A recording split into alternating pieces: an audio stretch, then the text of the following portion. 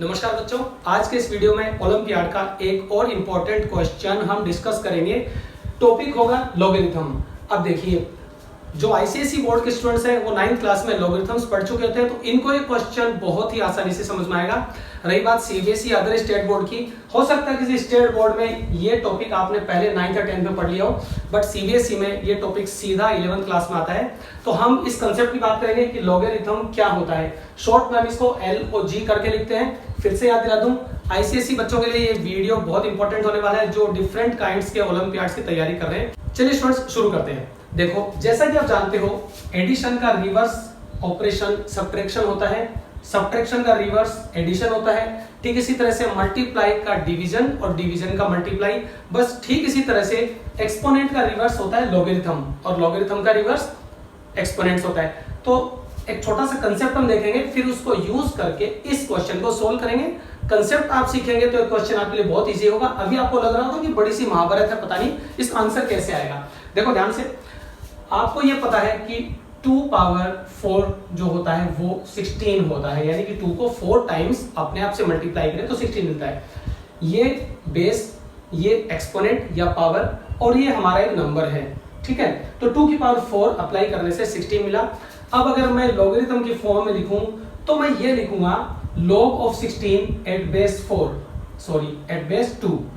इसको हम ऐसे लिखते हैं, देखो इसको रीड करना आपको आना चाहिए। लॉगरिथम या हम कहते हैं log of 16 at base 2 is 4। तो आप क्या समझे, लॉगरिथम से हमें पावर मिलती है। ऊपर वाले स्टेटमेंट को देखो, 2 की पावर 4 है तो 16 हुआ। तो 16 का जब log लेंगे 2 के बेस पे तो हमें जो आंसर मिलेगा वो 4 होगा। कहने का मतलब 2 की कौन सी पावर हो, कितना हो कि वो 16 बन जाए, तो वो पावर 4 होनी चाहिए। तो इस तरह से लॉगरिथम से हमें क्या मिलता है, एक्सपोनेंट मिलता है। ये आप याद रखें। चलिए इस कंसेप्ट को यूज करके हम इस क्वेश्चन को सोल्व करेंगे। देखिए स्टूडेंट्स, क्या हो कि मैं इस वैल्यू को x मान लूं। सपोज एक बार अगर मुझे इसकी वैल्यू पता चल जाए तो मैं सबकी वैल्यू पता करके सबको मल्टीप्लाई करूंगा, ठीक है। तो अगर मैं ये कहूं कि log of 2 at base half is equal to x, तो x क्या हो सकता है, मतलब कि हाफ की पावर x होगी वो 2 होगा, ठीक है। जैसे मैंने अभी आपको एक एग्जांपल बताया था, log of 16 at base 2 is equal to 4, मतलब 2 की पावर 4 होती है तो 16 मिलता है। बहुत ध्यान से सुने, आसान कंसेप्ट है। 2 की पावर 4 होती है तो 16 मिलता है। ठीक इसी तरह से हाफ की पावर x होगी तो 2 मिलेगा। मतलब हाफ की पावर क्या होनी चाहिए कि हमें 2 मिल जाए। तो अगर हम सॉल्व करें इसको, तो क्या मैं इस 2 को इस तरह से मेंशन कर सकता हूं, व्हाई नॉट, क्योंकि जब किसी भी फ्रैक्शन का हम रेसिप्रोकल करते हैं, ठीक है, या हम रेशनल नंबर कह सकते हैं, फ्रैक्शन करते हैं तो पावर का साइन बदल जाता है। तो जब मैं 2 करूंगा तो ये पावर का साइन बदल जाएगा। इसका मतलब x की वैल्यू क्या होगी, -1 होगी। थोड़ा सा प्रैक्टिस करें, यहाँ अपने आप ये कंसेप्ट आपको क्लियर होगा। तो x की वैल्यू -1 होगी, ठीक है, मतलब x की वैल्यू यहाँ पर क्या होगी, -1 होगी। अब देखिए, अगर ये -1 आपने समझ लिया तो इस क्वेश्चन का आंसर निकालना बहुत आसान होगा। मतलब इसकी वैल्यू -1 हो गई, ठीक है। डॉट का मतलब मल्टीप्लाई। अलजेब्रा में कहीं आपको डॉट दिख रहा हो, जैसे वेरिएबल्स और कांस्टेंट की बात करते हैं, तो डॉट का मतलब मोस्टली क्या होता है, मल्टीप्लाई करना। ठीक इसी तरह से इसकी वैल्यू भी तो -1 होगी, क्योंकि 1/3 की पावर जब -1 करेंगे तो 3 मिलेगा, ठीक है। तो ये भी -1 होगा। इस तरह से ये भी क्या होगा, -1 होगा, क्योंकि 1/4 की पावर जब -1 हम अप्लाई करते हैं तो वो 4 में कन्वर्ट होता है। और इस तरह से कितनी बार आएगा ये, ठीक है। अब देखो, एक समझने की बात है कि जब हम 2 से स्टार्ट कर रहे हैं, 2, 3, 4, 5 और 1000 तक जा रहे हैं, तो नंबर ऑफ टर्म्स आपको पता होनी चाहिए। अगर मैं 1 से स्टार्ट करता और 1000 तक जाता तो हमारे पास टोटल 1000 टर्म्स होती, बट 1 हमने यहाँ पे ओमिट कर रखा है। 2 से स्टार्ट कर रहे हैं तो यहाँ पे टोटल टर्म्स जो आएंगी वो आएंगी अप टू 999 टर्म्स, यानी कि टोटल 999, मतलब कि 999 टर्म्स है।